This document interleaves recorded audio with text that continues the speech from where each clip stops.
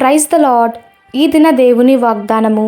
నేను నా పరిశుద్ధ పర్వతమైన సియోను మీద నా రాజును ఆసీనునిగా చేసి ఉన్నాను. కీర్తనల గ్రంథము 2వ అధ్యాయము 6వ వచనము. ప్రభువైన యేసుక్రీస్తు రాజులకు రాజు. ఆయన నిత్యమైన రాజు, నీతిమంతుల రాజు, పరిశుద్ధుల రాజు. పరలోకము భూలోకమంతటా ఆయనే రాజు. తండ్రి ఆయనను పరిశుద్ధ పర్వతమైన సియోను మీద రాజుగా అభిషేకించి ఉన్నాడు. ఆయన రాజులకు రాజు కాబట్టి మనమందరము ఆయనతో కూడా ఏలు రాజులమై ఉన్నాము. ఆయన మహా గొప్ప ప్రవక్త కాబట్టి మనము ప్రవచన అభిషేకం పొందిన ప్రవక్తలము. ఆయన ప్రధాన యాజకుడు కాబట్టి మనము యాజకులము. యేసుక్రీస్తు పశుల పాకలో జన్మించినను ఆయనే రాజు. ఆయన జననమును గురించి వినిన హేరోదు కలవరము చెందెను. ఆయన పుట్టుకను గురించి ప్రభుత్వము ఆయన భుజము మీద ఉండెను. ఆయన బలవంతుడగు తండ్రి అని ప్రవచించెను. యేసుక్రీస్తు రాజు వలె జీవించెను.